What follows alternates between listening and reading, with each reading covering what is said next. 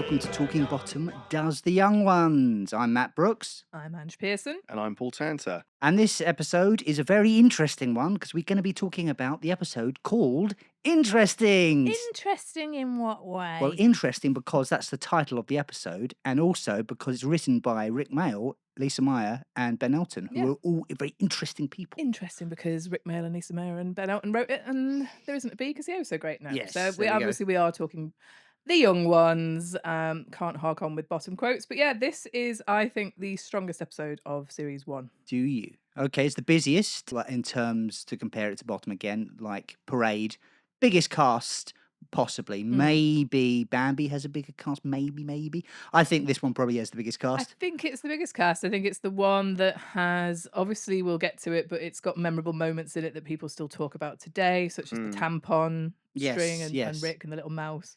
And that caused a bit of a stir at the time. Yeah, and a lot, not just the the physical episode that it had a knock-on effect. And I think it was one of the catalysts for the essay that needs to be written. Yes, because Vivian is quote unquote Fucking the floor. Yeah, seen to be fucking the floor. I like Paul Jackson so indignant. What are you talking about? Look, yes, he is. I know he's doing press-ups, but he's doing it in a way, how I see it is, look, girls, I'm doing press-up to show how hard and tough I am, but I'm also going to subtly, quote unquote, look like I'm having sex to make you think of having sex with me. But the thing about that, and having rewatched it, and I know that Paul Jackson's quite indignant, saying, look, like he's obviously doing press-ups.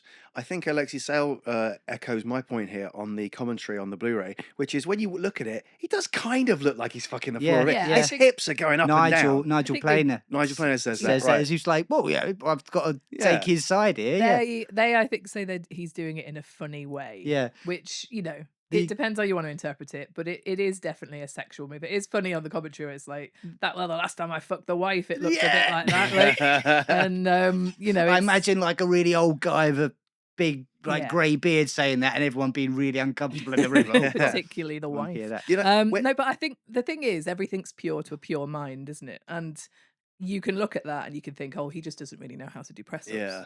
But you could also do, which is what obviously your interpretation there, Matt, was he's doing them in that way in front of girls to show that he has some sort of idea of how to use his hips. He comes in and says, hi, girls, as well, is how he starts. Well, he's trying to impress them. I thought that the idea is that if he thinks he's doing proper press-ups because he's trying to show what a strong alpha male is, but he doesn't know the proper technique for it, so he ends up wanging his cock into the floor back and forth. Yeah, exactly. And I mean, it's not really that impressive. I think. It's not that impressive a movement. I don't think that's a common technique. If I was a gay man, I'd be well up for that. We're skipping a little bit ahead. We go from we are skipping ahead, but I think we just to cover this is an episode I think that does remain in a lot of people's minds. Certain scenes from it, and obviously it's the house party episode. There are a lot of different characters. This is the sequel to boring, because you say boring and interesting, they kind of go, they do very much. My very first thought of the opening of this episode, and this was inspired by the striking yellowness of Rick's dungarees, is to think about, I know, Matt, you're always very keen to talk about costumes. It made me think about the costumes on the young ones, in that Vivian has one standard costume that he always wears.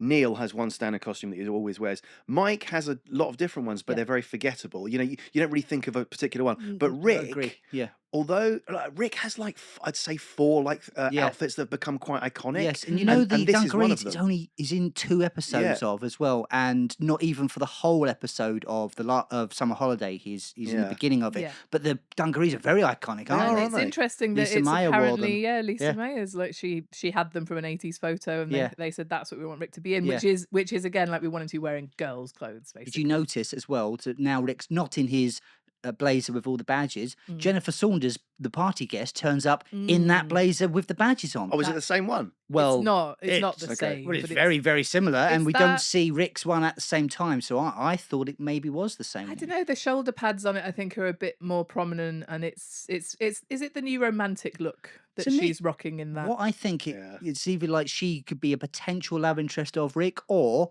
Rick fancies this student and is emulating her subconsciously, and she doesn't really know what to do with Rick's affections, and she's like, I find it weird that people turn up to the party, see Rick, and don't just turn around and go.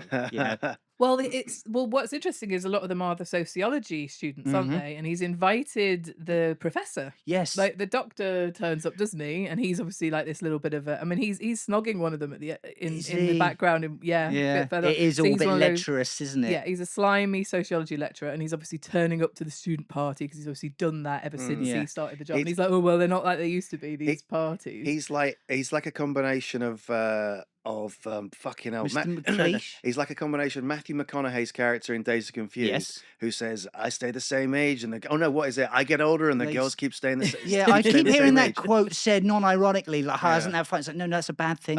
And a bit, I suppose, like another version of this is the Peter Capaldi Mr. cameo. McLeish. Oh, is that in Peep Show? Is that character's name? Yeah, and it's the idea of like the lecturer who, like, to people like Rick or Mark Corrigan, they're the epitome of cool. But when you take a step back and look at them, you're like, you're a guy in your 40s or 50s, these girls are like 18, 19, 20, and you're blatantly just, here, let me just top your wine up for you while I quote some Keats. Yes, but they've got the intelligence that someone like Rick or Mark Corrigan really is jealous of and wants to emulate. They're the lecturer, they know everything, they kowtow to the authority of that. And I love that episode of Peep Show where Mark Corrigan goes back to steal some free education. Absolutely adore that, to try and get into into April's bed, and then he ruins that moment as well. Anyway, we're not doing a Peep Show podcast, but I do love that.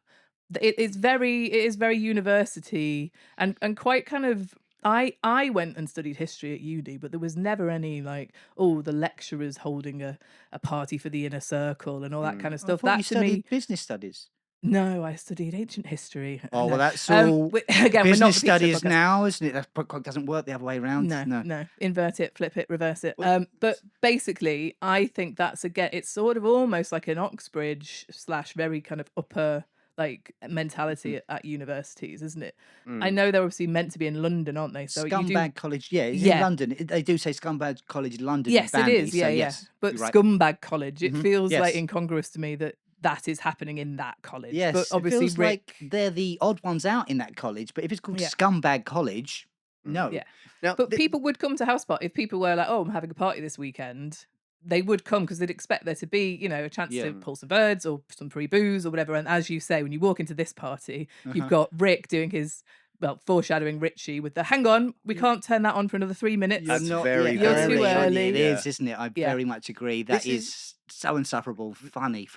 This is the first episode where we've seen any sign of their university life come to the house, isn't it? They always talk about, Neil said, maybe we should go to lectures, and they reference university. This is the first time I think any person from the university has come, and a whole load come in one go, don't they? I mean, you hear mentions of a grant and subjects, but absolutely, this is the first actual clue, that's the wrong word, but the proof. World, proof. I like the very opening. It's very student party-ish. We're like, we've got to get ready. Everyone's panicking, like no one can have fun yet. Well, I love they break the TV, and then quick, that's Mike's TV. Turn it around. Mike should have seen that as well, and he doesn't for some reason. When Mike comes down, it's like it's the dad kind of thing, isn't it? And they're trying to please Mike that they've done their jobs, and then there's still a thing on the floor, but that was Vivian's job. He only had 2 jobs, and one of them is hoovering. Yes, and Mike's doing fuck all. That's in character, very much bossing everyone around. He's in like a smoking jacket, isn't he, to start with? Sort of a dressing gown, smoking jacket ensemble thing. With like a little cravat or whatever you call it. Yeah, what the Playboy guy. Yeah, like a fancy Hugh Hefner style, kind of. And then he's turned into I don't know. And the next scene, he's in the kind of Prince Charming. Well, meant to be Adamant. Yeah, he references Adamant from Adam and the Ants, doesn't he? Which is again, that's a new romantics. I'm a dandy highwayman. Kind of look. Yeah. And that is such a weird switch because I don't think he's wearing that under the smoking jacket, is it? He's actually gone off and got changed again. So he's got the early evening outfit on for before the party guests arrive. Yes. And so it's very Mike. Like if you want to start analysing the character that is Mike, he does have so many different outfits, and he is a dapper guy. A bit like the cat. This is my pre-outfit outfit to impress just you cunts, and then the real people I really dress up for. Now there was something that I noticed in the previous episode that I didn't mention because this is proper TV and film nerdy stuff. But if you watch this opening scene of this episode, you notice in the blocking, which to non-TV and film people is the positioning of the actors within the set. So hitting their marks, that kind of thing? Yeah, but it's just where they are in relation to each other. They're always very tightly bunched into each other. And this, I think, is because TV used to shoot in what is called 4:3 aspect ratio, and now it's widened out a bit. So whenever you for see the layman's, a square as opposed to a rectangle. No, 4:3 is still a rectangle. It's just more nearly boxy a one. square. Okay. Yeah. And so you just often notice, I noticed this in the previous episode, but you'll get characters kind of like quite tightly packed in next to each other, almost unnaturally so. Yeah. And yeah, it was just something I noticed with the blocking of Well, this. that happens a lot in, as you say, like if you're film and TV nerd, you'll notice it, but you do see it in a lot of soap operas. Yeah, Like yeah. when it is something for TV, In fact, it's they something have to be so close together, don't they? Yeah, you see it kind of lampooned in things like Acorn Antiques and stuff like that. It's like yeah. really ridiculously tightly Don't next know to each that. other. What's Acorn Antiques? That was Ange? Victoria Wood's little Yeah. sketch within her show. It's It like was- it was like a piss take of, I would say primarily Crossroads Yeah. was like the thing that it took the piss out, but it was basically soaps in general. Really spot on like spoof of them. I think Ed and Paul talk about how close Rick and Ade are on the sofa. Exactly, yeah. Then they later on, and it's just like it's a perfect two-shot for the telly because they are so close together. It was really good listening to them talk on the commentary about this because you got an insight into both directors, both producers, into the mind of the people who bring comedy onto TV,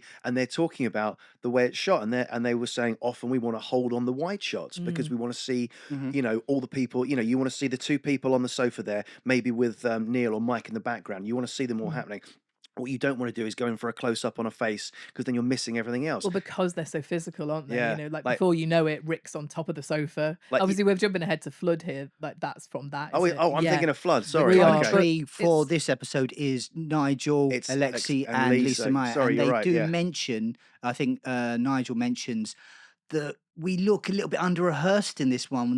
They mention the blocking he in say this that? one. They Okay. say like, oh, like everything's a little bit like, oh, where was I going to stand there? Look at me, the way I I did think that when there. Dawn French comes in as the Is that born bit? again Yes, I Christian, think it's that yeah. bit. Yes. there's very much like she's obviously like doing her bit to camera, almost very much to the audience, isn't she? Like speaking out loud to no one particular in the house, and I think no one really knows what they're meant to be doing in the background do you know during that what? bit. I thought about this actually again in either the previous episode or the one before, in that you've got these guys, they're relatively new to TV, so they're still, as actors, I remember the actors who were all in the 90s series This Life, who then went on to be very famous, like Andrew Lincoln and Jack Davenport and people like that. They said, this is our first TV show, this is the first TV job. I had no idea about the best way for my face to be seen on camera and that kind of thing. And you kind of get it a little bit in this. I remember in the one where Fatumsh turns up and Rick is reading the paper. Rick Mail has not yet realised that you need to lower the paper to allow your mouth to be seen on screen. So he's doing a line, but you can't see his mouth. And that's kind of a cardinal sin with TV. That makes me think of, in skipping way ahead to Bambi, Yeah. the guys mention how camera savvy Lemmy is. He was the most camera savvy of Really? all the band, knew how to perform Right. for the camera setup Okay, and stuff. okay. And they're a very seasoned band, so that makes a lot of sense. You Yeah, say. yeah. I think it's just a thing of, it's experience. No one will inherently know that stuff. It's That's interesting fine. though, because on the next Ade and Rick, they do say like they learned very quickly how to play to cameras. Yes, Yeah. and camera angle to cheat a punch, things like that. I think they picked up. Yeah, exactly. Very quick. Because they'd obviously watched all of Lauren Hardy growing up, and they'd seen how it was done. But obviously, then doing it yourself, it's a learning curve, isn't it? So Yeah, it's and we're watching them do this on one of the best sitcoms that came out of the 80s, but they didn't know that at the time. They're actually. They could have been a massive flop, couldn't it? The young ones. At this And point, it's making it, they had interesting. no idea if they've got. It's interesting, but again, they say at the end of the series, they were asked, do you reckon we're going to get a second series? They had no idea Also, do you what think the public reception was going to be like when they were Do you filming think these. in the back of their mind they will be thinking of the pilot got shelved for a while, so they still would maybe have a bit of doubt? Still, that I like think so. you I know, think this there is was like, definitely there would have been a no, obviously with any TV show, but no guarantee that they're going to actually have a success on their hands, and certainly not the success that it did end up being. They could never. How arrogant would you be if you thought, oh, this is going to be something that the kids absolutely love and still talking about it 40 years on as something that changed the face of British comedy. I think anytime you create something, whether it's anything TV or film or music or any artistic endeavor, there's a voice in the back of your head that says, don't get your hopes up because you don't want to be disappointed. That you've always got a bit of hope, but you're like, let's just try to lower our expectations or our hopes as much as possible so we don't get our dreams crushed. And I think Paul Jackson said on the commentary for the next episode that they went out for a meal and they said, look, whether this does well or not, at least we made the show we wanted to make, which I think is probably that's all you the can best do. you can hope for, keep you know? your They integrity. didn't compromise. And one thing that they maybe would have thought we wanted a winner here, it was fully backed by the BBC at that point. It was in the main studio, apparently. They threw a lot of money at it and gave them all the special effects people and stuff, you know. So they're thinking,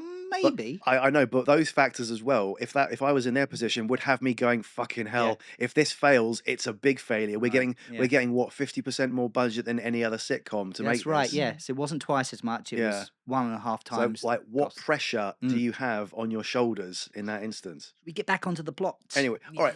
So there's a party, they're preparing for it. Mike comes around inspecting. Viv, it's his job to do the hoovering. So he gets out one of the best props I think the show has ever seen, because it's not just the prop, it's the set that gets fucked up as well, isn't it? Yes, kind of the floorboards bend up. It's amazing. Yeah. And the sucking in of the rug and everything. And you could take, and like, again, they'll have written that on the page, and it's like, how are we going to achieve that? Yeah. And it is fantastic. It's proper. I mean, you know, we say cartoonish for everything, but the way those floorboards bang up, and it's like you're watching a real life cartoon. There's a logic to that as well, because that sucks them up, so they protrude up, and then that becomes the ramp for it to shoot out the window. Yeah, it's a perfect little set piece, isn't it? And then obviously coming back in, and they've hoovered up a hippie in the garden. Hoovered up a hippie's a great term.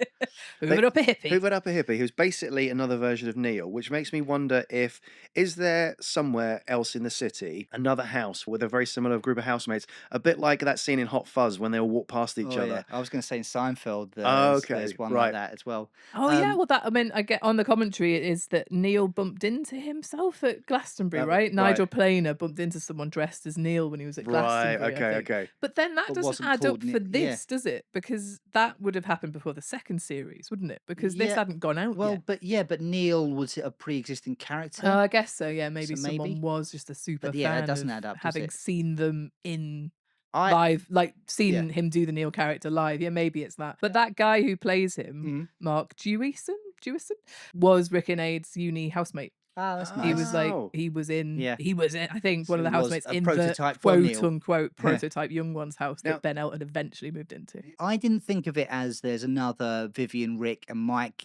I just thought it's like, what's the most boring friend that Neil could have? Himself. Neil again. Neil. That's like the least imaginative possible on purpose. Well, who else would be proper friends with Neil other than just another person who is based so he needs to be someone who, because everyone picks on Neil, so you need someone of complete equal. But he's even more annoying than Neil, isn't he? That Neil. I was going to say more annoying than that Neil. You know, he's very like, he's like, oh, this is someone a bit cool. too negative, And he comes in being very negative like Neil, but he's got none of the charm. They missed out. They missed out on possibly an opportunity there. They should have had the two Neils hanging out together more. The other Neil reflecting Neil's personality back, like when Rimmer lives with Rimmer, reflecting his personality back him, and Neil ending up hating him or killing him or something like that. Rick couldn't stand having another one in the house, so he shoves him straight in the fridge. And I do love that caption that comes up. But it's like, oh, he's such a drag. It's like he's been sucked up by Hoover and thrown in a fridge. It's like, we shouldn't be, this is great, you know? I do love, and then Neil's just like, oh, I don't know where he's gone. I guess it's seen that Rick's done that, even though he blatantly did it in front of him. That caption that you mentioned, that feels a bit Monty Python-y. Yes, the BBC does not endorse pushing people in fridges. Having cake and eating it as well, and it's a gag, but also putting the actual health and safety warning there. Don't do this. But I love that they were maybe they were actually told they had to do it afterwards, maybe in the edit, because I do love that. Like, you know, it's like pushing people inside old fridges is a bloody stupid thing to do. It seems to get a laugh by the audience, so I don't know if it played out. It must have been part of it, because they're kind of it swallows up the lines that they're saying. Almost you kind of don't know. It is there in the studio VT, isn't it? In the 80s, it seemed like one of the biggest killers you'd have thought as a kid was somehow ending up inside a fridge and suffocating. There was just I swear I remember warnings galore about that. That was the thing with old fridges on tips, that you would get locked in because you couldn't open the fridge from the inside. Because it used to have a handle. They don't have any way of opening them from the inside because now they're completely redesigned for that. But apparently that was a huge thing in the 70s, particularly, that they tell you don't get in any old fridges. Now it's perfectly fine to put your kids in fridges because they can just push their way out. It's okay. In fact, I would encourage you to do so. You got that padlock key? Right, hang on. Sorry, on this, I swear to God, I have a memory of reading a newspaper article about Rick Mail having to apologize on stage to an audience because he improved a joke about a kid dying in a fridge. Does And ring a bell. recently, a kid had been died in a fridge, and the audience instantly started booing. And then Rick had to go, "Oh, I'm really sorry, I shouldn't have said that," or something. And I asked Mark Searby, who wrote a book about Rick Mail, if he remember if he had come across any instance of this, and he said he hadn't. So if anyone's listening and this rings any bells, please let us know on 11mathakingparade@gmail.com, because I'd love to know if I'm misremembering it. Was it someone else that I read an article This about? does ring a bell. Now you say that. Yeah. It does ring a bell, but I can't honestly say that I remember where from. But yeah, let's see if we can find it. Slash, if anyone else can, please do write in. What do you think about the talking veg in the fridge? Sucks the energy out. Yeah. Ketchup. Oh, the ketchup The ketchup pun. song. Yeah. Oh, Meh. yeah. The puppets all speaking out from the side of their mouths as well. They're dodgy puppets that just basically open and shut their mouths. There's no expression on there. I think of the the weird little segues, Family Guy and all that came afterwards. It's like that was one of the things that was celebrated for, these random asides, whereas I think of the random asides, this one and the electric plug and the how was it for you, darling, and those ones are kind of short enough and not too distracting enough for me to actually be like, yeah, that was quite a fun idea. Like the veg in the fridge are all part of like some seedy bar. I think you're right. In America, I think it's something to do with the length of the skit. You're right. These are, even if it's a bit corny. How was it for you, electric or whatever? Yeah. Hey Roger, what do you think, Roger? Tell Roger Bannister. But hey Roger, bang, done. Move on. Yeah. What we're not is in there for like over 60 seconds doing like a seagull sketch or something. A seagull sketch or something. That's the thing. And again, like the "Don't look at me, I'm irrelevant."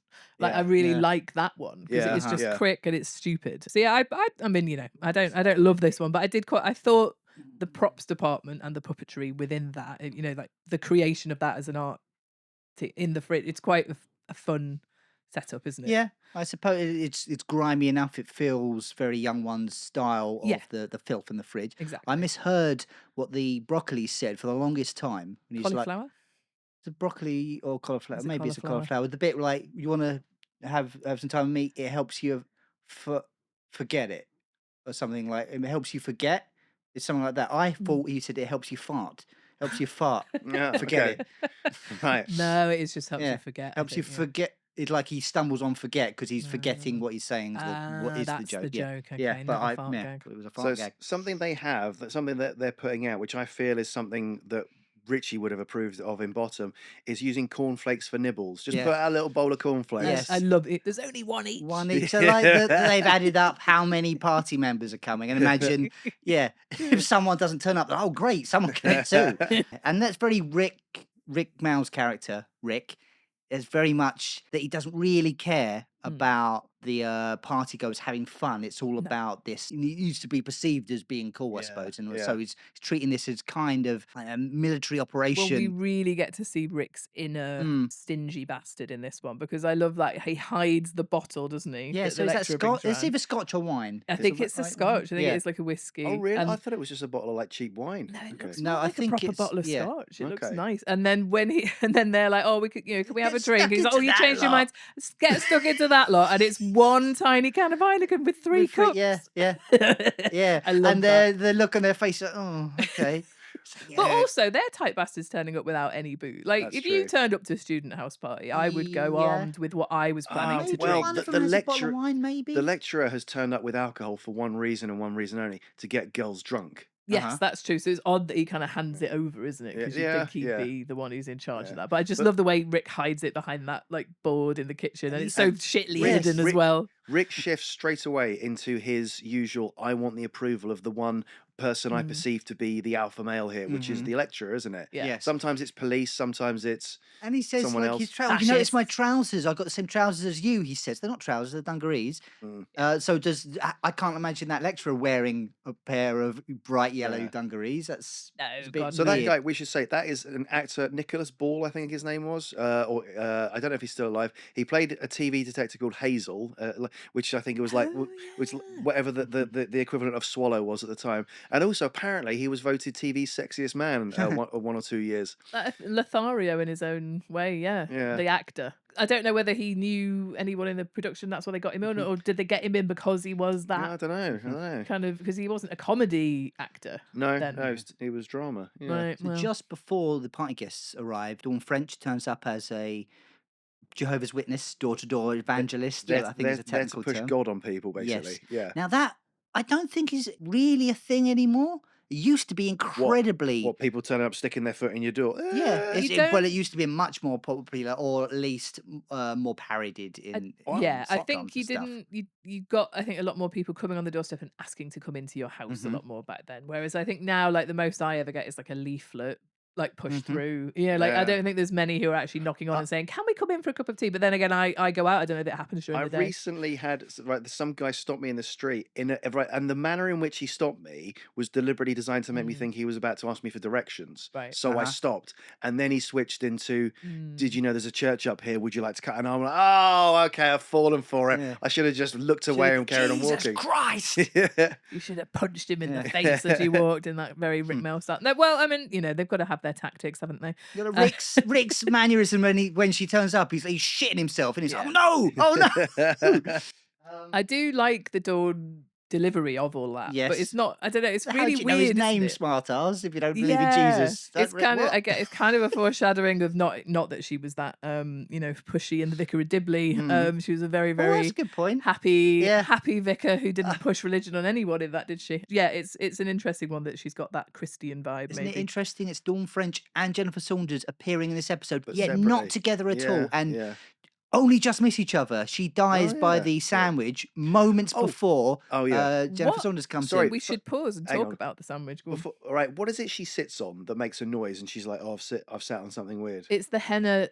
It's the henna dip. The henna dip. Okay, all right. So the sandwich, it's the black dip, right? isn't it? That's a massive fucking. All right. Firstly, Four Horsemen sketch. Not a huge fan of that. Yeah. It's all, I didn't recognise that was Rick Mel as one of them for the longest time. It's not until they go to the close-up shot of him, and then you're like, "Oh, it's that's such Rick." a dodgy camera of that such horrible green screen. It's got a weird chroma key effect over the whole He's thing, got doesn't that it? same voice. It's the voice he does in Bad News, isn't it? It's Right, that tone. Yeah. It's that cool man tone. I knew that was Rick, and it's quite a funny bit with the obviously the death one, like Travel is Scrabble. literally a skeleton and he I falls like off. Travel Scrabble. Was like, oh fucking hell, like that. I'm so bored. Travel Scrabble. Anyone? No. And there's a pie. That's the only thing they're ever given is Travel Scrabble.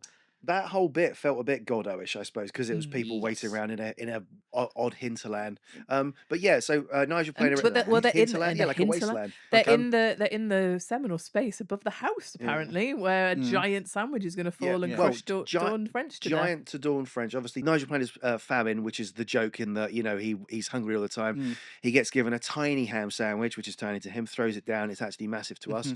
And Nigel Planer must now stop complaining about taking a Claire to the head because Dawn French took an entire fucking ham sandwich. I think they're completely equal in scale, kind of relative it does to it. Look like there's no room for her to go anywhere. The commentary says that's essentially a mattress falling on her foot, and it doesn't look like that's fake. She and also she does the fall, so that she does the fall perfectly. It's not like she stood up and the ham sandwich hits her and then she goes down. She goes down perfectly with it. It's almost like when you have one of those comedy weights, like in the Monty Python sketch, clang! Oh, it squashed them. You know, like a big Beano cartoon type thing. But in those cases, it's big enough to take the person. In this case, hollow. In this case, it's hollow. So therefore, the person doesn't need to fall to the floor. Dawn French had to fall to the floor at the exact moment that it started touching her head, and she did it perfectly. It's really impressive. It is. I mean, it looks almost like it's camera trickery, doesn't it? It's that smooth, but it is. I mean, Dawn's well up for any of those kind of stunts. I think I don't know if you guys have read her autobiography, but she's had like an injury for many years. Because of this? Not because of that.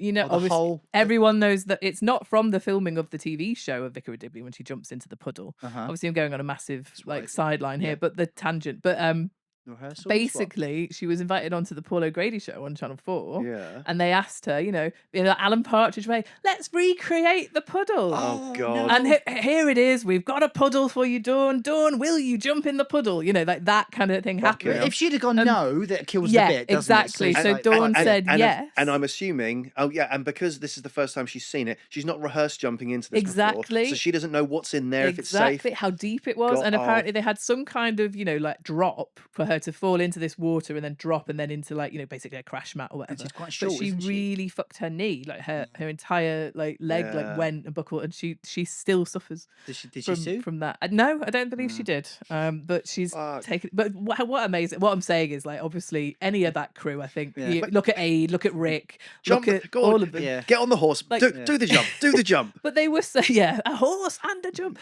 They're up for doing stuff that needs to be done. But that's the thing, that didn't need to be done on Paul O'Grady's show, did it? They're up for doing stuff that needs to be done, but the ham sandwich falling, she would have rehearsed that. She would have had a chance to know what the weight was in advance. Jumping into a hole where you can't see how deep it is and where the entire audience are expecting you to do it. I mean, I don't know whether I'm remembering exactly the story and whether she had some rehearsal Paul O'Grady's time. dead. We can't libel him. It's okay. Well, the TV show, I don't know. There's probably a producer out there or someone. But basically, it's a story that Dawn's told, and you're like, God, that is really, really bad, isn't it? That you can put yourself in that kind of danger for the sake of just a laugh. But that's what I'm saying. It's amazing that people like Dawn French and all of the people we love. It's if it's worth it, I'll do it for the laugh. Yeah, sure. Please note, Talking Bottom do not share Angela Pearson's views on Paul O'Grady. They are her own. I love Paul O'Grady. How good is Rick's line in response to a ham sandwich falling on Dawn French? Oh, what's it? Oh no! Well, that's just typical. Yeah. That house, it is. I remember a Telly Addicts or something like that. One of those shows where it was some kids reading out something, and you had to guess what it was from. Right. And it was that scene, just typical. A ham sandwich had fallen. I was like, that's definitely Young Ones. I remember. Yeah. Before, just go back a little bit. A real throwaway line I like that Dawn French has when Vivian comes in, drinks that potion in kind of cool camera effect. You can obviously see how it's done. She's like, "Behold the beast." Hello. Yeah. Hello. Why does that send it? Why does that turn him bald? It's just he's made a really strong It looks alcohol like potion thing. Domestos or bleach, without using actual brand names. It looks like some sort of concoction of toilets, that's cleaner, strong, I doesn't it? suppose. Okay. I think It's very Eddie, isn't it? It's very well, he's now bald. Maybe that's how Eddie went bald. Yeah, maybe that is why Eddie Hitler's bald. Do you notice? Well, she calls him the Beast, and then when you next see him, he's got a 666 tattoo, maybe on his head. I don't know if that is an actual tattoo of Vivian's or if he's drawn it on in biro just for this party. It's the mark of the beast. It's like in The Omen, isn't it? Yeah. But I don't know if it's either he actually has the mark of the beast or the character's got a tattoo or the character's drawn it on just for the party. You never see it again, do you? So I think he's... I mean, obviously, but then you never the see makeup him bald department again. had put it on for this. But you never see him bald apart from this episode. Yeah, that's that's what I mean. true. So maybe it is there the whole time. And also, you don't see it in the shot where she says, "Behold the beast," because it's on the other side of his head. Yeah. You only see it later when he's sitting down in the tampon scene. Oh, right. Okay. Because I thought she'd seen the mark and that's what makes her say it. But then... Yeah, possibly that is possible, yeah. And now if maybe you got the idea, oh, that's good, yeah, I'll go up to my bedroom, draw 666 on my head, and now I'm cool. Yeah, it could be. Well, there we go. We'll never answer it. We just have to make up our own minds. And then Rick puts some music on and starts dancing, and a guy called John Cooper, who hasn't had his newspaper that day, is so angry at the music that he runs in and smashes up the stereo, doesn't he? Yeah, that's a typical Young Ones kind of gag of just too quick. The response is too quick. We've had the neighbours have been complaining. I mean, we've skipped over. Is that the actor who played? It's Mr. 55p. It is Mr. 55p. It's the Oxo Dad. Yeah. Oh, amazing. Okay, I knew the voice actually, but I hadn't put that together when I rewatched. So we should say, obviously, I'm sure if you're listening to a Young Ones podcast, you'll be aware of this, but the actor, whose name I can't remember, but we would know as the Oxo Dad, he was later on in Bottom as Mr. 55p. John Cooper, who doesn't get his newspaper that morning, is the actor who plays the police officer who turns up and smashes the shit out of the stereo and tells them to stop. What's his line? League, so the neighbours have been complaining. Music is too loud. Obviously, the joke is that the music's been on for like a second and instantly. So in all that time, the neighbours have been bothered by it, phoned the police have then responded and come down all in 5 seconds. Funny. It's brilliant. And I like what it's very Rick that he's starts kind of buckling and like getting all like scared about the police, always fascist, fuck the police stuff goes out the window completely. I like how the guy who's on the sofa gets pushed over, shoved. Like he takes it well. That actor is the guy who was snorting glue. In the pilot episode. Yeah, Chris Ellis. He's one of the guys who auditioned for Mike, isn't he?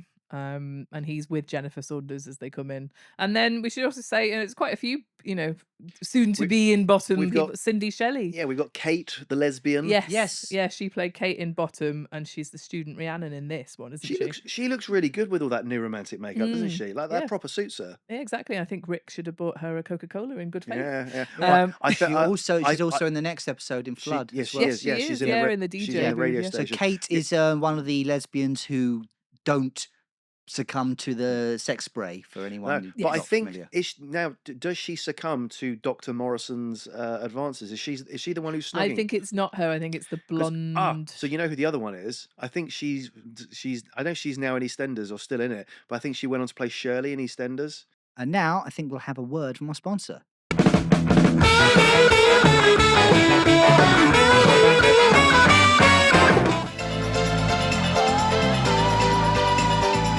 Discover a new kind of freedom with new Tampax Compact. It's not only more discreet, but its plastic applicator makes it even easier to use. Tampax Freedom. Why compromise? When people are turning up like 3 or 4 minutes early, I specifically said 7:30. Are you calling me a liar? So, well, all right, Rick, we could go and come back if you want. No, yes, you could come in now. Like, you imagine what a piss poor start to the party that would be. It would completely kill the vibe before it even started. Well, this is what I mean. Again, I said it before. It's kind of like it's Richie-esque of Rick. of Spud Gun and Hedgehog. A little bit of that, and his birthday party. Exactly. And I think while you're analysing the character of Rick, the student, he's obviously got a lot of that. Kind of Richie energy in him, but there are differences in Rick, the student, aren't there? Like he is absolutely someone who wants to have authority himself. He never gets it. He's never smart enough or cool enough to actually have any kind of like people are going to look up to him. And then the way he tries to get it is by being like fascists, and he thinks if he talks a good parroting other points that people have made, and that's his comedy conceit, isn't it? It's like he wants to be seen as this kind of anarchist, but actually he's someone who kowtows to authority, and he does respect it. Like I love it in this one later on when he's talking to the guy who's obviously spray painted the wall, and it's the panda joke. It's like the kid who's looking up to a guy 2 years above him or something. Oh yeah, definitely. But I love that, like just the little subtle line when they're talking about the pigs and the fascists, and then he's like, especially the few bad apples that ruin it for the rest of the otherwise very respected. And that's his truth. That is actually Rick's truth, isn't it? Like Rick, the character, he actually does respect the police. He's scared of them. Do we ever meet his parents? Do his parents turn up in series 2? We hear them. No, we hear of them dying. I wonder if like his dad's a copper or something. His dad's probably like the chief commissioner of the police. Tories, all we hear. I think he's maybe a lecturer or teacher of some sort. I think. That would make sense. I mean, I think in this episode particularly, I mean, obviously the police are referenced as fascists and pigs in throughout, but in this one in particular, and the next one with the comic strip bit, it's very much like shown that the pigs, the fascists, the narcs, are disrespected in many ways, aren't they? But then actually when they turn up, you have to sort of kowtow to what it is that they're want. So they do smash up the stereo, and it's like, well, the pigs have turned off the stereo. And it's not like I know they smashed it up and later the music is brought back in, but there is that kind of feeling of, and I don't want to get too political, but we're in 1982.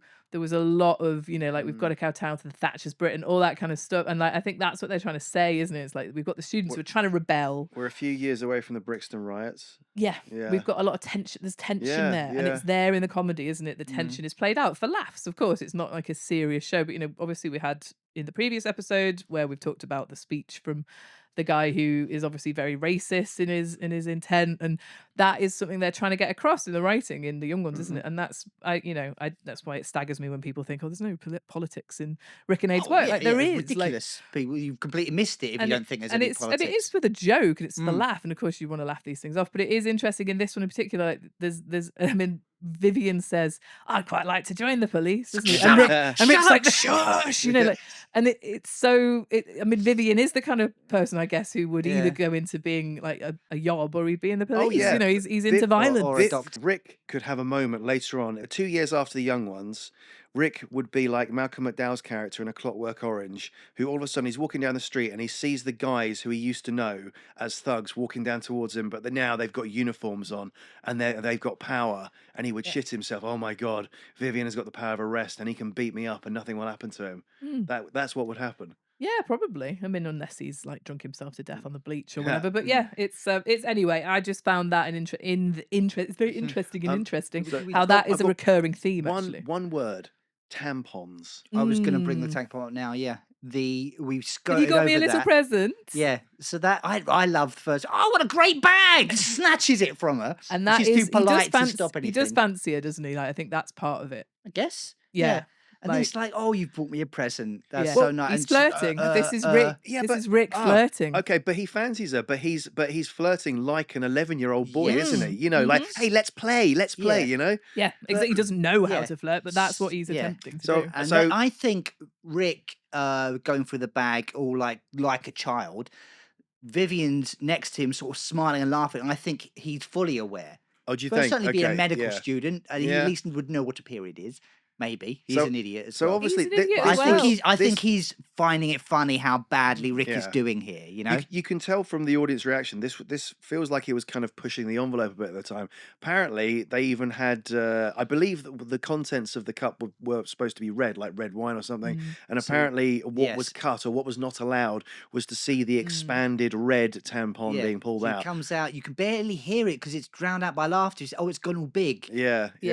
And it is actually just water, I think, isn't it? It's a telescope with a mouse in it. It's a telescope. Oh, is it? And the thing is, it's very innocent, and it plays quite sweetly in a way that Rick's ignorant to what that actually is. And then obviously once he will see the brand. There's loads in it. It's Tampax. So he doesn't know what the thing is, but he understands the word. He knows. Like, oh, there's loads in here. They're called. Once he sees it. Then runs I off. love that. I've got to go to the toilet. You know, and it's amazing that apparently, like, Lisa Mayer had to defend this as well, didn't she? Yeah. She So had to say, what? Something that 50% of the world do. 50% of the population have periods. Why would we not be able to include it in a sitcom moment? She lied that there was an advert where someone poured red liquid over a tampon. She says that on the commentary that she sort of misremembered that she'd seen that, because it is interesting that like you couldn't use red for many years. It had to be like blue, like the colour of Vivian's. It's recent that they've actually argued for why wouldn't the colour of it be red? Why are we confusing people? Even now in adverts for nappies they use blue liquid instead of what looks like piss. I mean, I guess it's unpleasant to see the actual colour of the liquid, whatever it may be, blood or piss or shit. But I think the point of this being so controversial at the time, it's so ludicrous, isn't it? It's just that Rick has a misunderstanding. It's about ladies, sanitary products. It's nothing disgusting, is it? But I guess this is outrageous. Write me an essay to explain why this is funny. Why is this funny? Why is this something we should be putting on TV? It's outrageous to the same people who still think that a woman breastfeeding is outrageous. Yeah. Because it's not in their sphere and they don't understand it, and they think somehow seeing it or being exposed to it is offensive to them. They think it's disgusting. I'll tell you who don't think breastfeeding is disgusting: Richie and Eddie. Christmas. Yeah, it's exactly. fantastic. Yeah, that's for a very different reason, isn't it? Rather than the feminism of it. But, yes. And then interestingly on the commentary, they don't let her tell the full story in the commentary, but Lisa Mayer says, this happened to me at a party. Oh, really? And I'd love to, I mean, we're going to try and get Lisa on the podcast, aren't we? I'd love to hear, what happened? Like, was it literally word for word, someone took your bag and was having a playful moment and mistook? Or did you I can't imagine anyone would find it and think, oh, it's a mouse. But it would be interesting to know sweet. A telescope with a mouse what in it. happened, whether she was embarrassed. That's a perfect toy. That's two toys in one. Yes. That's brilliant. That's like a Kinder Egg. So that's in fact, that's what they should have put in Kinder Eggs. Mousy the astrologer or whatever, some sort of stargazing mouse. That could be a cartoon, couldn't it? That should be Disney's next character. Yeah. I love the clock spinning round. Oh, is that the time? No, the clock's broken. I mean that feels very much like the image spinning. It's a passage of time. Yeah, just a piss take of standard conventions of storytelling and things. That's very seen in loads of things. It's not from one thing, is it? I couldn't tell you first thing that did that. No, I think that goes back even to things like The Wizard of Oz. I'm pretty sure in the film The Wizard of Oz has like a spinning clock to show passage of time. Yeah. I love when Neil rocks up with the joss sticks as well. Hello. Which is like the kind of nail in the coffin of how lame everything is. Yeah.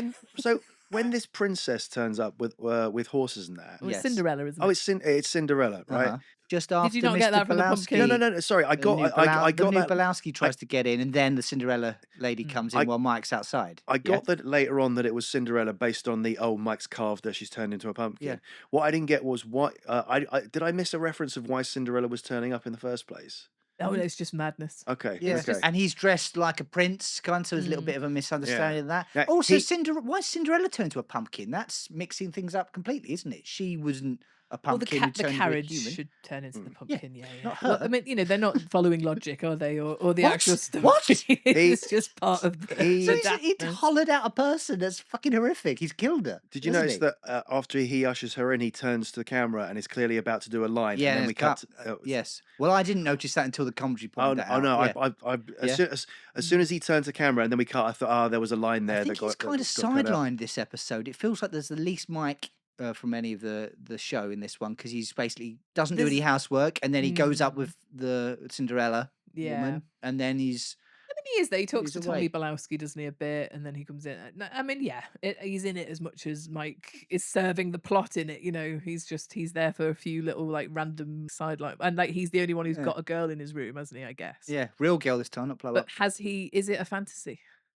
Because he's dressed up as Prince Charming. Does she actually turn up? No one. Is she Does there? anyone else see her apart No from one him? sees her. Yeah. Well, good point. Might be Mike's fantasy. The girls from university know Mike That's right. and This is responded Mike's to him in a place, positive way, didn't they? So Yeah. like Oh, hi, even Mike. if they weren't like falling over him, they at least know him and seem to like him. And have turned up to the party we Yeah. assume he's invited them to. But again, you know what? I think that probably ties into what you said about Mike went to university last year or 3 years ago, and they're like, "Oh, hi, Mike. Hey, I remember you from From 2 years ago. yeah." I do love that it's never mentioned, but it's clearly that he's graduated in the credits, and like obviously they added that in afterwards, didn't they? But the bribe that he's handing over in the credits and everything, like he's not actually graduated with it. Like, what's Imagine his degree in?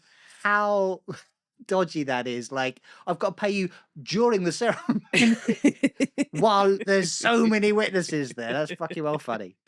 I think this is the only time we see Mike actually putting the moves on a girl, apart from Vivian's mother. If where he's not indeed. if he's imagining it. And his If indeed game is she's real. terrible, isn't it? Well, can I put my hand down your front of your dress? No. Yeah, I need no, to it's go. creepy. Yeah. Anyway. Do you think he fucked that pumpkin once he carved it? Yeah. Yeah. Do you think the first thing he did before he carved it properly was drill a hole in it and do a melon off, as Jez would say? Well, I didn't think of that until now. But I mean, he's got a rubber doll for that. What's he need a pumpkin for? Well, Does it this feel one's a better? bit more lubricated, isn't it? Warm apple pie. Yeah. Just pop it in the microwave for 30 seconds. They don't have a microwave. I've heard. They don't have a microwave, Okay, do they? all right. It's just the 80s. Right. Microwave ovens were a new thing being advertised on buses. Good. Nice. Did you hear in the commentary Alexi Sale talking about his bit in this episode with some relative was like, "Oh, I saw your Alexi on the TV. He was drunk." Yeah. Yes, that's acting. But he is very convincing drunk scouser in Yes. this. Or a Tommy scouser. Balowski. Yeah, well, they're not always drunk. We're not always drunk. I'm from the Wirral for anyone listening, so I'm allowed to slag off Merseyside, but you two cunts aren't. Yeah, Alexi, it's funny this commentary in a way, because all you really hear is Alexi laughing for a lot of it, don't you? Like there's moments where they are just watching it. Yeah. And they have to catch themselves. There's like 15 seconds of silence, and then they go, "Sorry, we're just watching this now, yeah, aren't we?" which I think they probably should have watched it and then watched it and did the commentary. But anyway, there you go. They're not going to give up more than half an hour of their time. So after Rip Rig and Panic, a band who I don't as far as I'm aware, haven't stood the test of time in terms of fame and longevity. They were only between 1980 and 1983. Right, okay. And It was it a was very brief interesting window. to me that it's Andy Oliver is the lead singer in this one. She's the chef who's now, she like hosts Great British Menu. Okay. That's She does all kinds of stuff now, but she's amazing in this. After they play a song that doesn't really tie into the story as well as other songs of previous episodes It's true, but it's quite a fun song, this one. yeah. I think it adds like to the Neil's vibe. dancing. Then more people turn up, and we get more people who are going to go on to be in bottom. Yes. Such as Paul Bradley, who is Morlock, and you can just recognise him from the voice The reason instantly. why no one's turned up until now is because the pubs are just closed. Oh yeah, yeah. I do love that's that. very That's bottom. again quite bottom and Yeah. Eddie, isn't it? Yeah. And then again, in the episode of Bottom where this happens, where everyone's come from the pub. Yeah. David Lloyd, who is the actor who we've referenced, who was in Maid Marian and Her Merry Men, he turns up in that episode of Bottom, and he's in this one. He's one of Vivian's pug mates. as one of his punk friends. Yeah. His line is something like, "I French kissed a girl the other day," or something like that. Why are you pregnant then? That's it. Yeah. I like that they've all got a variation of the studs on their heads, different numbers and different configurations. So it's like they're all kind of in a gang. Whoever had the idea first is unclear. I don't think they're all kind of doing it for each other, kind of thing. You know? Like the uniform, like the uniforms that youth kind of take on is like, I'm going to be the punk. And it's a I'm going to be shortcut the for the new audience, you romantic. can I'm going tell. to be, that the goth. Like these kind of things are what happens when in fashion when you are a teenager or in your student days, isn't it? It's like you're finding your look, aren't you? And and then you find like-minded people, and it's like you're trying to they rub book off on against each other. you're trying to book against authority figures by all dressing the same but in just a different way. Like that's exactly what happens. It's a like, quick time way and of, time again in I youth, isn't it? think it's a quick way of showing that they're his friends. Yeah. Straight away you can tell, obviously they're his mates. Yeah, and I love that he's like, I just smashed up the bathroom. It's like, don't Brilliant. you live here? Yeah. But first it was brilliant. Hang on, but it's your house. Yeah, but it's a party. Yeah, great. Two more of our favourites, Arden and Frost, turn up in that doing that brilliant thing of trying to blag your way into a party where you don't know anyone there, but I'm going to start saying we're a mate of John's, Terry. I'm not quoting what they actually said, but the equivalent is like a friend of Dave, Simon's. How easily did all these other people just come in, and then they have to like knock and they're trying. I like the way that one of them builds up the bravado, like build myself up. You can let me in. Oh, I'm gonna have to call you an ambulance. And then backs away. Scared of him. Steve Frost's physicality in that moment is brilliant, isn't it? Because he's the bigger guy. He's got skins tattooed on his forehead. And they don't realise that it's not only a hippie, but it's a very stoned hippie. Yeah. Well, he's just been puffing away on a joint and he puts it in his mouth to swallow it and then breathes out smoke, which I think was some kind of demon. Steve Frost and Mark Arden, I think, don't get enough credit for the amount of supporting stuff they did in the Young Ones that runs through so many of the episodes. Sometimes twice in one episode as different characters. And then they've got the bit with the chimney sweep, haven't they? Yeah, this was on location as well, wasn't it? Because their exteriors outside they were definitely there in situ for that. And actually, I mean, we could talk about it on next week's episode, but they're wearing the same outfits in the comic strip. Yes. Oh, okay.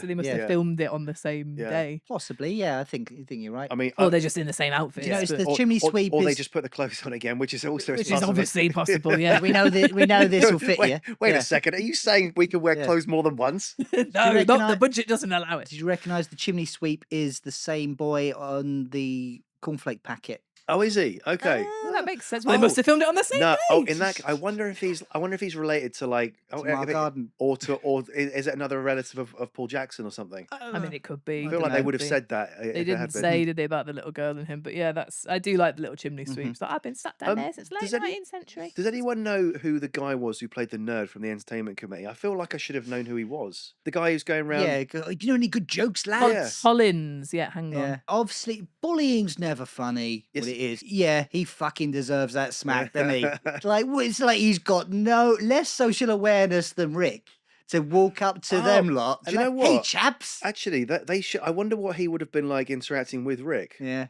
maybe. I wonder if they would have been friends. Well, that's it. You sort of feel like that they would be friends, don't you? The entertainment committee guy Collins was played by Killian McKenna. He was basically an actor of the time. He was only in like 4 or 5 different things from his IMDb, but he's great, isn't he? And he's funny. Yeah. Tommy Bilowski throws up on him in the scene before that as well, so he gets 2 bits of comeuppance for being such a lame-o. Didn't notice until this rewatch. You can see Rick in the background talking to a couple of girls, and he's doing well. Oh, really? It's mental. Yeah, it seems really strange. Like they're like, oh, like it's obviously you're just extras, just talk in the background, act like you're at a party, so they're not repelled by him. It looks like he's doing well. But It's do you think strange. he's just boring the arse off them? You would think that, wouldn't it? But obviously, that's not the direction that was given. Yeah. So, but it's probably just Rick chatting happened. Yeah. Obviously, they'd be more than happy to chat to Rick. But I mean, I do love. It's earlier on in the episode, but I do love Rick's idea of like breaking the ice at the party. And what he's talking about, it's like we stayed up till 1 a.m. the other night. Yeah, you know, Sam was so cool. We were just watching the TV. It was a program we wanted to watch. I just turned it off halfway That's how through. mad I am. Like, I'm so mad. So pathetic. Neil having a chug of the bong, then being lifted up on invisible wires. Very much invisible wires. You can't see the wires at all. Very visible invisible wires. They add to the charm, though, don't they? I think that was quite a bold bit, isn't it? Yeah. Like it's to write again, written on the page. You think, oh, well, okay, wow, are we achieving this? He floats up to the moon, lands there with. They look like were those the actual clangers that he lands with? No, they're not clangers. I thought it's Mars, aren't they Martians? No, it's the moon. It's the moon. Is it the Smash red robots? It looks like the Smash robots is what they look like. Clangers look more like Wombles, kind of. Okay. Or like mice type thing. So it's like a piss take of the Smash robots. Yes, I think so. Smash being an instant mash that was available in the 80s, and they mention it in. It doesn't exist anymore. I know instant mash. I know microwave mash exists. I know microwave mash exists now, but does Smash? They brought it back a while ago, and yes, it does still exist. Okay, they just don't advertise it anymore because it's just sells enough. It's a bit more exclusive now, you know. They mention it in an I just want to say I've never potatoes. had Smash and never will. Everyone should be able to make their own mashed potato. Yeah. Mashed potato made properly. Compared to Smash, you laws tell, I don't understand why anyone would ever use Smash. But Students. I guess so. But I do. I mean, I want to say I reckon it's Mars. Is it a red planet? I reckon it's Mars. I think one of the Martians are red. I don't think. Well, if they're Martians, it would be. So you do agree. And then anyway, at the it doesn't end, matter. He goes up into space and it's revealed that we've got a Dallas ending. Is it Dallas where it was all a dream? Well, it's a double bluff. It's not a dream. Ending, no, it's not a dream. That was now that's quite a thing. That's a TV trope, isn't it? That's something you often get in horror films of like the waking up and like, oh, I was dreaming. Oh no, wait. Oh no, that was the dream. That's like a sort of Nightmare on Elm Street kind of ending. Yeah, exactly. And you are right. It is a Dallas moment. Like that was all a dream at the end of it. And indeed, the British Empire. Was the ending of the entire series of British Empire? Was it? Yes, that's how they ended He's on a train, and all the passengers in the carriage are people who look like the. He's on the way to his job interview. Yes, because I had a dream. Centre. Gordon Brittis is on the way. Yes, that's how they ended it, and it's like, oh, it was all a dream. But of course, the joke of that was because he was always talking about his dream throughout it, wasn't it? But it was pretty naff. But yeah, it is a trope. But I do like that there's a double bluff ending of it because then it's like, oh, Neil's all calm, getting ready in his room, and then suddenly he's like, oh no, and then it's like, kill the hippie. Did you notice one of Vivian's mates is drinking? It's called something like Big Party 7. It's Party 7. What's it called? I think it's just Party 7. Party 7. Party 7. This was quite traditional that, you turn up with one of the huge can of beer and you'd share it or you drink it all yourself. But it was it was a bit like politeness to bring something like this, like bring a bottle. And he's drinking it from a China teacup as well, pouring it into it. It's a huge amount of what presumably is a very cheap beer. Yeah, I suppose it's the equivalent of buying a bottle of cider now and drinking it down the park. I don't know, like people turn up with a keg of beer in America, wouldn't they, or whatever? Like it's like I don't think we really have that unless you're going to proper craft ale places. But that is something where you're taking a lot of beer very cheaply, and you're it's a nice Simpsons bit where yourself. Barney turns out with a beer keg. Oh, you brought a whole beer keg? Yeah, we're going to fill it up. And so in this one, I know we talked about this last episode where we were like, is that a payphone? Doesn't look like one. You get a better view of it here. Yes. You've got the separate body of the phone next to what is clearly the bit where the money goes in. But I am still intrigued by the idea that you've got a payphone in a house and it does just look like an ordinary landline. They said in the commentary, apparently some people were on a waiting list to have payphones installed in their houses. Yeah. It is, incredible little look back into history. To stop people moaning about the bills, isn't it? But Rick will do it anyway. It makes sense in a communal space like that. But obviously I've never lived in a commune.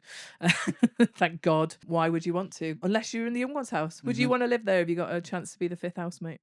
Well, kind of yes and no. Obviously, be the reality of it. Fuck no, it's I would have thought you would be like, yes, but of course I want to live. I mean, I guess I'd like to spend there a day there and just be laughing at them. But I mean, you'd probably get attacked, wouldn't you? You'd probably die. Yeah. A normal person would, yes. yeah. It would be like Well, when the gas man turns up into Richie Neddy's place, you know, a normal yeah, person but we're enters their talking world. about normal people, but I'm talking about Matt. Mm. I think Matt would bring his own level of filth to the young ones. I would be like, oh, it's good you've tidied up a bit for me. Like, I think the gob in the fridge and all that, like you'd fit in. You mentioned the fifth housemate there. Do they appear in this one anywhere?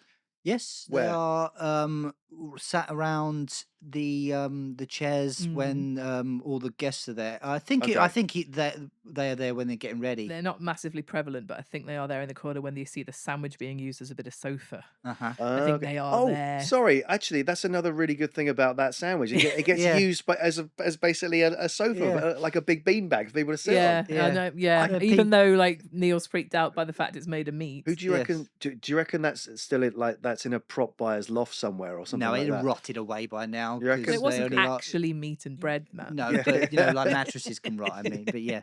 No, I know. Yeah, it will undoubtedly have rotted away. Paul, you got a couple of articles on interesting that you found. Do you want to read them out? I have, yes. I've got this one here from, I don't know what the title of the publication is, but it's from Ray Connolly. It says, Last Night's View. My children are my antennae on the world, my eyes and ears, bringing me news of pastures I no longer travel. The young ones, BBC Two, is such a pasture. For weeks now, reports have been reaching me of the strange anarchic happenings which befall the children's TV set every Tuesday evening while I am watching the news in another room.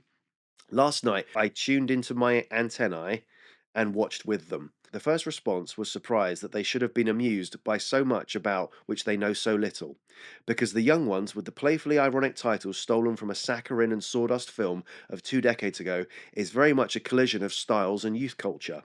A bored hippie, a manic college student, a punk, and a Cliff Richard idolizer share a flat, all attended by their various friends in style. Last night, the student, dressed in yellow dungarees and with a Cleese-type hysteria, tried to throw a party to which the various cults of the past 20 years had each decided to send a representative. There were Hells Angels, Hooray Henrys, mods, probably New Romantics, and even a Victorian boy chimney sweep. What's a Hooray Henry? You know, sort of posh people, I think. Okay. And to represent an alien generation, that is anyone over the age of 25, there was Nicholas Ball as a sociology lecturer. Where Alexei Sale quite fitted into the mayhem, I cannot honestly say, but there is a wit and energy which is addictive in its effervescence and quite overcomes one's reservations. Earlier this year, Central TV's anarchic youth programme OTT was a complete disaster, mainly because of the high level of slapstick vulgarity and low level of intelligence demonstrated by the performance. In contrast, The Young Ones is high in a kind of knowing sophistication and assumes a similar level in its audience. Thus, there are jokes about the triteness of David Bowie's lyrics and a wicked put-down of all the different fads of fashion followed over the years by young people. A joke about tampons, in which the student mistakes one for a kind of joint, would undoubtedly have. Sorry, the text is quite difficult because it's from a newspaper and it's quite smudgy. Either, is it? A joke about tampons in which the student mistakes one for some kind of joint would undoubtedly have the White House Brigade screaming blue murder had it been shown on Channel 4, but it was inoffensive enough. My daughter, who is 15 and knows about such things, was amused. My 2 younger sons, who don't, smiled patiently and waited for something they could understand. I wasn't offended either. I would like to have ended the review by giving particular praise to the individual artists, but since they're not identified by the Radio Times, I'm afraid this is not possible. Anyone who's lived in the shared squalor of a communal flat must identify with at least some moments of the young ones. Anyone who hasn't will, should they stumble across it, probably begin to wonder if the world has gone mad. He seems to like it. This is from the Daily Mirror, 7th of December 1982, called Balancing Act. The future of the young ones, BBC Two, 9 o'clock, is in the balance. One of the satirical show's innovators, Rick Mail, says, "We don't know if we want to do another series like this next year, or if we should keep moving forwards and do something a bit more extreme. The BBC doesn't know what's best." This week, the gang find life interesting for once. They have a party to celebrate, and guests, including actor Nicholas Ball, pop in. Rick added, "The BBC have been very good and haven't censored us much. 1 or 2 bits of bad language have been banned, but they've been very decent and given us our heads. And given us our heads. I'm not sure what that means. So that was in the Daily Mirror 1982. right? They've been very decent and given us our heads. That's what it says. They've been very decent and have given us our heads. That's it. What about standout moments then for you guys in this episode? Standout moments, I would say Rick's dancing and then the police turning up. I think it's very funny. And all the getting ready for the party and Rick berating people for turning up just a little bit early. Yeah. I think is a microcosm of his character. I think it's excellent. Yeah. I'd agree. This is where we get to see Rick the student, not necessarily in his element, but we get to see him. Like, he's actually very uncomfortable, isn't he, with having to entertain or be like, a bit more cool, and he's trying to impress, but he fails spectacularly. And this is him dressing up as well, isn't it? It looked fucking awful. I like the yellow dungarees. I think they suit Rick. I'd have to agree. I think for me, it's Rick wanting to be the social hub, the center of attention, Mr. Cool, but completely lacking any kind of ability or or social mores or just anything like that. Exactly. And it's something that we see kind of taken later on into Bottom, with Richie thinking genuinely in his head there's going to be thousands of people queuing up outside for a party, and then being disappointed with the people who arrive, but then actually wanting them to stay because he's got no other option. So it's just that, it's that wonderful sort of social weirdness with a lot of Rick's characters. Yeah, as Rick said, like, he loved playing people who are slightly crap. And Rick the student in this one, he's just slightly crap, isn't he? Like, you kind of feel for him, and like him misunderstanding about the panda car and all of that kind of stuff. Bloody And, like, Zuzu. he really tries, but he's just never going to actually be who he wants to be, is he? And that's, it's endearing in the way trying way he's played. Cool, is it? That's it reeks of effort. What Yeah, he's doing. it's endearing. It has to appear effortless. In that same way, I guess standout moment has to be the tampon, doesn't it? Like, tampon, it's a very memorable moment. That's become quite an iconic young ones moment. It's something that if people are doing like top 5 moments of the young ones, chances are one of them will be it's a little play telescope. And I've got to say a really big shout out to the prop makers for making the Hoover that sucks up the floorboards and then goes flying out the window and sucks up a hippie. I think they really good props in this one. Kept them busy with the props in this one, didn't they? Like, props to the props. Props to the props department. Yeah, the sandwich is very, very. Well, it's massive. Yeah, it's recognisable as a sandwich. And I think the sandwich has been eclipsed by the eclair in series 2, isn't it? Everyone remembers that now. Yeah. Probably because it hits all 4 of them rather than a supporting character. Now it's time for a quiz. 10 questions. Best most correct answers wins. Is that how quizzes work? Oh fuck! I've been doing pointless. I thought we were meant to be getting the least. Now, why do I always feel the need to explain what a fucking quiz is? I don't know. The listener should know by now, if they're still listening. Right. Is anyone still listening to this? Matt's going to ask questions. We're going to answer them. Whoever gets the most amount of right answers will win. Play along somehow if you can. I don't really know. There's no prizes, but there's no prizes. It's a bit of fun. It's just for fun. Okay, get your fart buzzer ready. Ange, can you play your one? Oh, that's good. Yeah, and now Paul. That too similar? That's too similar. I'd say. Really? All right, hang on. Okay, no, not that one. That one. I'll go with this one. Okay. Okay. Right, number 1. Rick makes Neil hide whose broken property at the start? Ange. Mike's. Yes. Where does he hide it for a bonus if you can? Well, not for a bonus, but just for pride. What? It's the telly, isn't it? Yeah, he hides his TV on the fridge, doesn't he? Yeah. He turns it around, basically hides the back, turns it around. Okay. Which, by the way, was a proper old school, old style TV of the kind we had when we were growing up. The big chunky ones with tubes in the back. Question 2. Because he doesn't have many friends, Vivian only has 2 jobs. What are the 2 jobs? Hoovering. Yes, that's one. And fuck, I don't know what the other one is. Fucking isn't the other one, no. Not fucking the floor. Oh, bollocks, I've forgotten. It's making the punch. That's it. And that's, of course, because then he drinks it, doesn't he? Yeah, okay. Question 3. What on-screen BBC caption appears immediately after the fridge gag? Paul. Okay. I mean, you don't want it word for word. I want it very close. Yes, wants it word for the BBC would like to make it clear that pushing people inside fridges and closing the door is a bloody stupid thing to do. That's very close. I'm going to give it to you. It's pushing people inside old fridges is a bloody stupid thing to do, but more or less correct. Yes, I'll give you a point for that. Many thanks. I said it on the episode. I wrote it down. Look, I can show you my notes. Anyway, 1-1. Come on. Okay. Question number 4. What outfit is Mike wearing when he comes downstairs? Paul. Adam, it's the Adam and the Ants adamant, what I call the dandy highwayman yes, look. Yeah, sure. Okay. Prince Charming. Question 5. What colour is the potion Vivian drinks makes his hair fall out? Me? Ange? Blue. It is blue. Oh, is it? Yes. Oh, okay. I'd have What were said. you going to say? I would have said green. I thought it was like green mouthwash. No, it's like Okay. It's blue. really, I really vibrant double, blue. triple checked. Aren't you colourblind, though? I mean, it is blue. No, I don't know why I'm heckling. I really thought it was green. No, it's definitely blue. You're thinking of the gob in the next one. I love that. That's such a good It's a prop. great one. What time is the party meant to officially start? Oh, Paul. okay. I think it's meant to start at 7:30 and they turn up at 7:20. Well, yes, it's the only question was 7:30. Okay, yeah, I think yeah. they turn up 2 or 3 minutes, not It's 10 only minutes. 3 minutes early, isn't it? Okay. It's not a full 10. Christmas trees. Yeah. Oh, Christmas trees. Okay. Question 7. No, but what points do we Yeah. got? Have you been so keeping? that's 3 to Paul, 2 to Ange. Is it? Bollocks. Oh, but you're not competitive, I thought no. we were I thought we were We're not evens. even. I'm We've got definitely ahead. Adaman. What magazine is Dawn French character holding when she enters the door? I mean, I'm going to say Watchtower, but it probably won't be. It's the Watchtower. Oh, is it? Okay. I mean, there you go. There's Very good. Watchtower. Well done. Okay. Do you read that a lot? What is the Watchtower? It's the magazine that Jehovah's Witnesses would carry around and try and foist on I people. think the full title, which I'm not going to dock you for, but the is full it- title is is all along the Watchtower. The Watchtower Announcing Jehovah's Kingdom, I think is Is that the really? full title of it. No wonder they shortened it. They could pack a lot more. As a Emmerdale Catholic, Farm. I'm not allowed to read such materials. They could pack a lot more action in. Now they're Okay. just calling it. Now they're just calling it Watchtower. Right. As a Christian, I'm so tightly clenched. So next question. When the party officially starts, Rick hands out what? And Little can of Heineken and 3 cups. perfect answer, yes. What are we on now? 4 to Paul, 3 to Ange.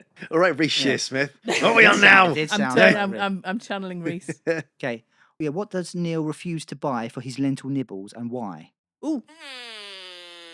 Wooden cocktail sticks because trees shouldn't have to die, man. Perfect. Very good, Word very good. for word, perfect. Yeah. That's 4 apiece. And Is this the final question? I've got a couple of spares. Oh no, but This is the. Yeah, this but not is, your underpants. Have you got more questions? This is. but is I've it- got more If questions. this is question 10 and we're Yes. even, then we don't need any extra ones if one of us answers this correctly. But you might Okay. not do. All you right, know. okay. Okay. So this is for the win. Yeah. Yes. It's what we're trying to Right. establish. On the hill, the 4 horsemen are introduced by Dawn French as what? The That 4 was horsemen Paul? of the apocalypse. No. No. Okay. Ange? Well, does she actually say pestilence? That's what I'm saying. That's war, what I'm asking. Famine, death. No. The correct it? answer is famine, pestilence, death, and the other one. Oh, come okay. on. All right. Well, Yeah. it's war. I feel Okay. like the punchline there is so specific. We would need to. Yeah, have yeah. got You that. were Yeah, asking what okay. Dawn says. Yeah, that's Yeah, fair okay. enough. Okay, so one of the Onto a on to tiebreaker. tiebreaker question. Ooh. What chant do people shout in the brawl near the end? Kill the hippie? It's kill the hippie. Wow. Yes. Okay. Well done. Kill the hippie. Kill the hippie. Kill the hippie. I misheard Wasn't that it? for the longest term. It's like, don't look at me, is what I thought he said. Really? Don't look at me. Everyone Yeah. just swinging with their eyes closed. Wasn't Yeah. it interesting actually on the commentary that wasn't it interesting on the commentary of interesting that Nigel said that he actually did used to fear getting beaten up. Yeah, because Because- people used to go, oh, I guess Neil, get him. Yeah. Throw a can at him or something. He'll find it funny. It's no. That's um, mental, isn't I it? imagine it's how Sean Williamson probably gets treated when he's out in public. In the Barry from EastEnders. yeah, if you play a character that is basically put upon and people see as a joke and that they can bully, when you're out and about, I bet they come up to you and probably give you shit. I maybe. bet. Yeah. Maybe, but I mean that one is just they'd call him Barry, isn't it? I don't think they're going to shove him off the Maybe. side of a cliff because he's only wearing slip-ons. He never goes I haven't- walking by a cliffside. I haven't watched EastEnders in years, But but, I that bet- was one of the greatest comedy moments ever. Well, when he It's goes really off over the tragic. cliff, yeah. Let's Yeah, play. You it do was love so it. It's good. meant to But- be serious. Only It's he'd been funny. wearing slip-ons. Oh, that was it because he wasn't in slip-ons. He was in. He had his laces undone. So he But I- tied them together. I bet that people who play characters like Neil or Barry have, when they're out in the street or in the pub, probably that they regularly have people run up. He's and, got a and- drink problem No. They regularly Correct. have people run up and put their arm around their head and go like "Rrr," and rub their hair or something because they think they can get away with Is it. that why he's gone bald? No, yeah, it's and Barry. I mean, he's up for a laugh, though, isn't he? I think Sean Williamson. He does like sing along a Barry, doesn't he? Just like karaoke. Karaoke. I love that. That's Sing along a Barry would have yeah. been a much better title. Right, I was- karaoke. Well, Yeah, I love good fun. Sean Williamson for how how brilliantly he was willing to send himself up in extras, as the Barry from EastEnders. I mean, everyone who sent themselves up in extras, you've got to have respect for. Les Dennis, anyway, we're no longer the Talking Bottom does the Young Ones podcast. Apparently, we're also Talking Bottom does Peep Show, I think it's all Reece right. Shearsmith. It's all right to chat about other things now. I love talking about comedy. We should just always talk about all the shows we love. All right, shall we wrap up? That's interesting. It was very interesting. Just this kind of comedy banter writes itself, doesn't it? It's why we're an award-wanting podcast. We shouldn't be the judge of that. Are you saying our podcast was interesting or the episode was interesting? I'm saying our podcast. Write in, listeners, I'd if you say agree. our podcast was a little bit more interesting than the award-winning Young Ones. I would say the episode is a really full and busy episode. It's got a lot of stuff in it, and it really zips along. It's one of the most fast-paced ones that I can recall. And that is why at the top of the episode of this episode, I do think it's the strongest in series 1. Yeah. Like if I was, if you're forced to rank your favourites, I don't think there's my a favourite weak moment moment in it. Well, I'd say the fridge bit is the weakest, but it's not terrible. It doesn't ruin it. When you say the fridge bit, you mean the vegetables? Yes. Yeah, not the bit with Neil, second Neil being shoved in. Maybe, and as you said, Ange, the fact that they keep most of those animated puppety bits quite short, that probably contributes to the fast-paced feel of it. Things don't slow down too much for any of these things. And I do think, even though there are, there's the Cinderella side, all that kind of stuff, like this is the one, if you've been a student or you're aware of student life, this is the most relatable because you've all been to a student party. You're all aware of that particular situation and you can relate to any of the characters in that. We've all been stuck with the drunk scouse, trying, I'm gonna get you later. It's like, I've got to get away from them, they're talking my ear off. We've all had someone like Rick trying to impress all that. I've never had someone take a tampon out my bag and all that, but that whole dynamic in this episode is very much like it's as close to real life student living, I think, as they get in series 1, because the rest are all obviously amazing, fantastical ideas, but they are a little bit out there. If you've enjoyed this episode and want to reach out to us about it, we're on Talking Bottom, at Talking Bottom. And do tell us if you're enjoying the series. What have we got coming up that people can get involved with? We've got tickets on sale for the Rick Mao Comedy Festival. We are going to be doing 3 events. Paul Jackson, we're interviewing Paul Jackson for the second time, but live and talking mainly about the Young Ones this time on the Saturday. And we're talking about Rick.